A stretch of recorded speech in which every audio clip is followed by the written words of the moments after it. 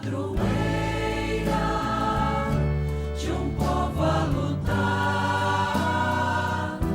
a gente mineira te quer exaltar. Amado irmão, amada irmã, saúde e paz. Põe-se para nós, cada dia, pela força da palavra de Deus, o enorme desafio da nossa vida. Por isso o Senhor diz, quanto aos mandamentos, quem os praticar e ensinar será grande e chamado assim no reino dos céus. Aqui lembro do decreto sobre a atividade missionária da Igreja do Concílio Vaticano II, para iluminar a nossa enorme responsabilidade no coração do mundo.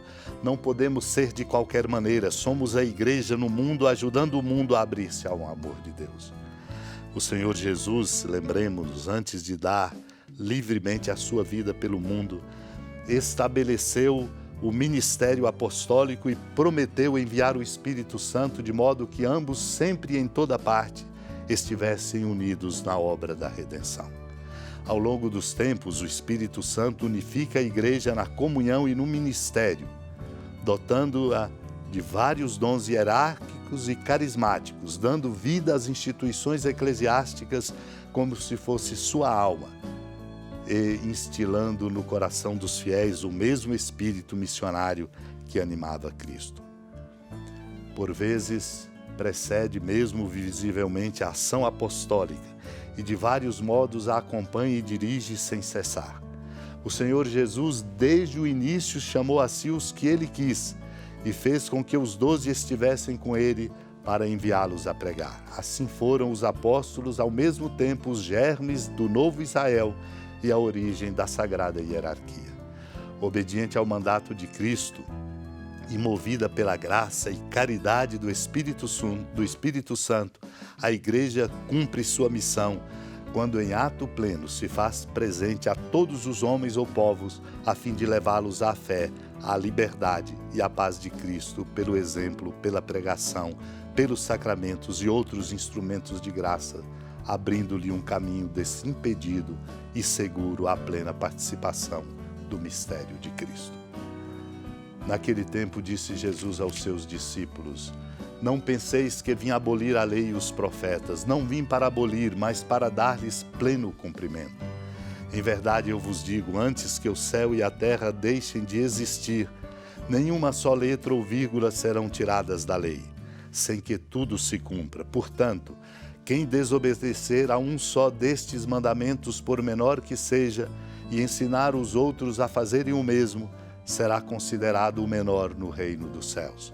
Porém, quem os praticar e ensinar será considerado o grande no reino dos céus.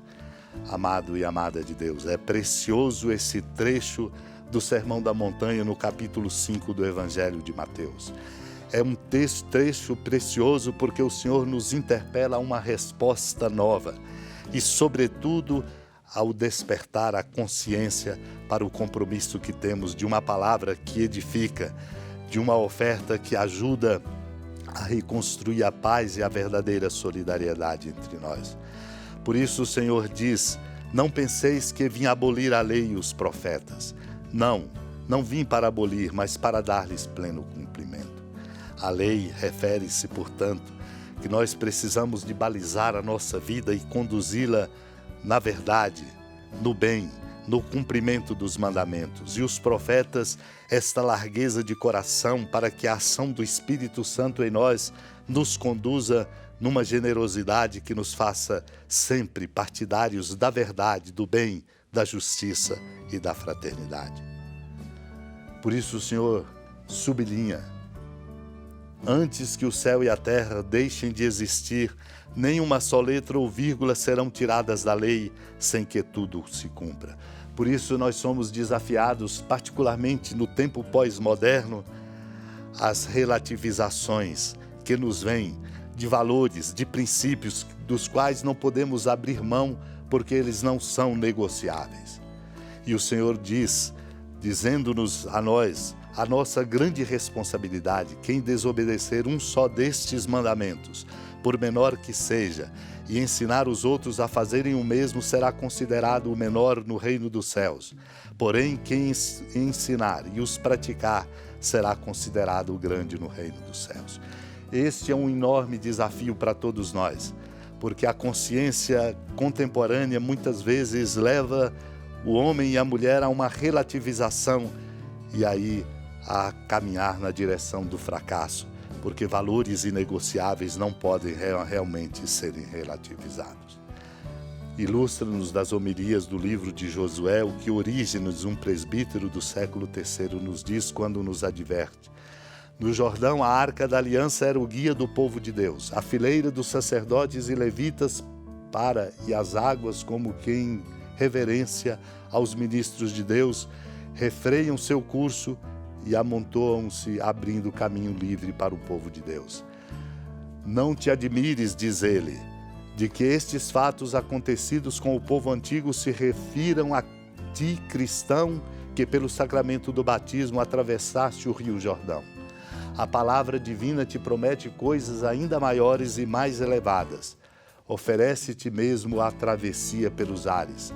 Escuta o que o Paulo diz acerca dos justos. Seremos arrebatados nas nuvens ao encontro de Cristo nos ares e assim estaremos com o Senhor para sempre. Não há nada que amedronte o justo. Todas as criaturas o servem. Ouve ainda como pelo profeta Deus lhe promete: se passares pelo fogo, a chama não te queimará, porque eu sou o Senhor teu Deus. Somos chamados, portanto, irmãos e irmãs, à fidelidade. E a fidelidade aos valores do Evangelho, inegociáveis, para que não percamos o rumo e sejamos participantes desta aliança de amor. Supliquemos a Deus para toda a nossa igreja, a fim de que nós possamos ajudar o nosso mundo nesta compreensão e, sobretudo, nesta vivência.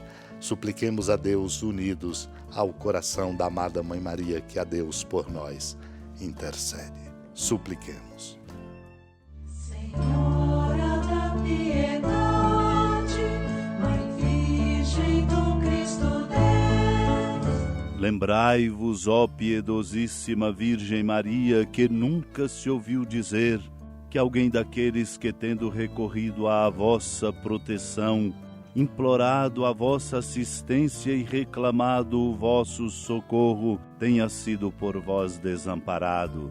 Animado com igual confiança, a vós recorro, ó Virgem das Virgens, e gemendo sob o peso dos meus pecados, me prostro a vossos pés.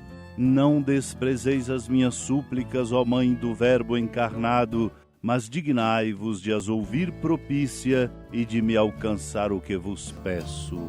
Amém. Feliz padroeira de um povo a lutar, a gente mineira te quer exaltar, não só lá na serra, tu és esplendor de toda esta terra, também és fulgor.